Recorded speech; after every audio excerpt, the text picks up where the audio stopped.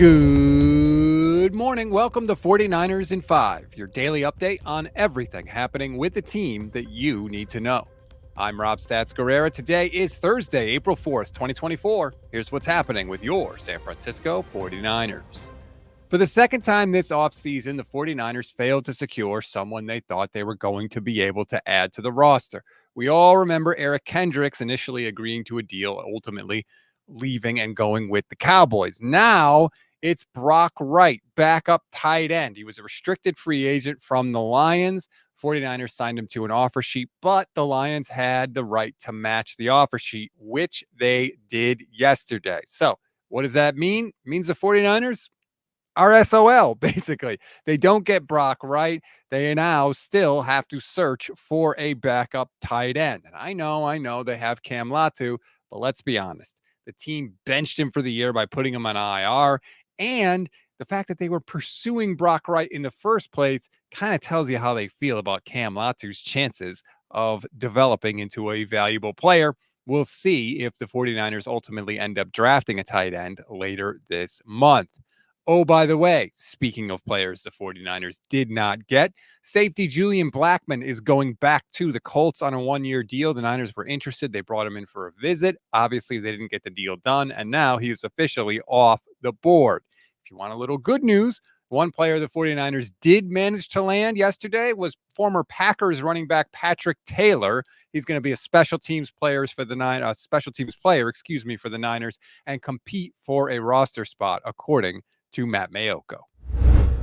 We always give you one thing to read, one thing to watch, and one thing you might have missed. One thing to read on this Thursday. If you're wondering what a hypothetical deal for Brandon Ayuk would look like, David Lombardi took a stab at it in The Athletic. And yes, there's a spreadsheet. But if you want to see what the deal would look like and how it compares to other recent wide receiver contracts, just click the link in the description of this episode. One thing to watch, I sat down with Mike Silver of the San Francisco Chronicle yesterday for about 45 minutes.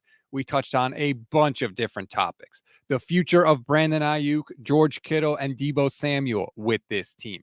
The scapegoating of Steve Wilks by Kyle Shanahan, and why no one on the 49ers beat ever seems to break any news. It's definitely worth your time. It's going to be up on YouTube and available for podcast download later today.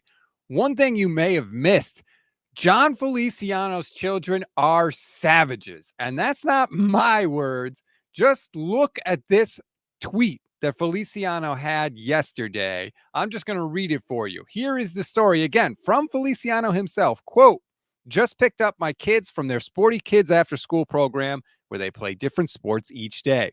I ask her, what sport did you play today? She says, you have to guess. It's the sport you failed at. Basketball, I guessed.